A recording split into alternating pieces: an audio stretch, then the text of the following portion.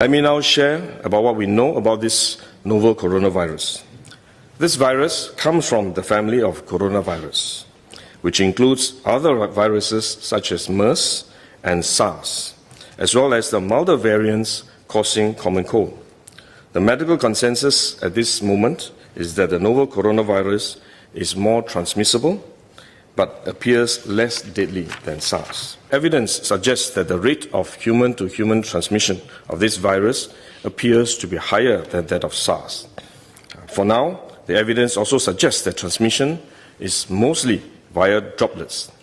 What this means is that the virus is carried within droplets emitted from an infected person over a short distance, such as when a person coughs or sneezes.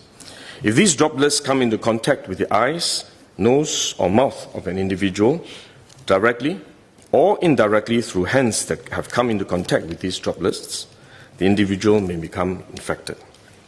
To clarify, there is no evidence currently to suggest that the virus is airborne. There are other viruses, such as the chickenpox, which can easily be transported via air currents and do not require droplets to contact the eyes or nose. The novel coronavirus is not in this category of viruses. The novel coronavirus could also transmit through surface contact. Let me explain.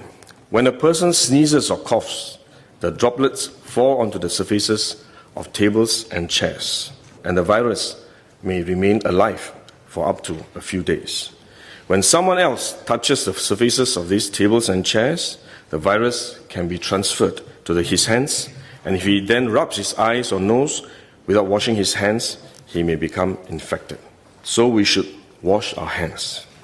This is also why we only quarantine the close contacts of confirmed cases. For more transient contacts, such as individuals that the confirmed cases may have walked past in malls or hotels, the risk of transmission is low.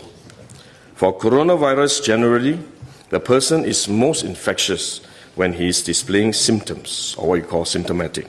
And this is likely to be the case for the novel coronavirus as well. There is evidence of limited spread from a person without symptoms during the incubation period. However, this form of transmission may be uncommon and has so far involved isolated cases only. At this point, the evidence still points towards higher transmissibility when the person is displaying symptoms. As such, medical professionals, both overseas and in Singapore, have advised that the most effective way that we can protect ourselves is to practice good personal hygiene. We should regularly wash our hands with soap and water and avoid touching our face with our hands. These may sound simple, but actually they are very difficult to do because all of us touch our face all the time. Even at a meeting when we have on this ministry task force, while I was speaking, I was touching my face until Minister Lawrence Wong nudged me with his elbow and said, "Stop touching your face." So it is simple but extremely difficult, but are actually very effective in preventing all kinds of infection. Potential infection from asymptomatic persons, in fact, is less likely to be from coughing or sneezing directly because they don't have symptoms. They are not sneezing or coughing, but more likely by touching contaminated surfaces, for which masks offer no protection.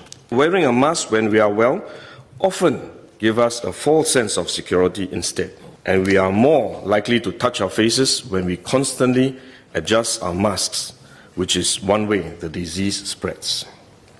At the same time, we need to protect others, our loved ones, friends, colleagues, and fellow Singaporeans that we come into contact with. If we are sick, we should rest and recover at home as far as possible. If we do need to go out to see a doctor, for example, we should wear a surgical mask to protect others. So this is when mask is needed, when we are unwell and have to go out.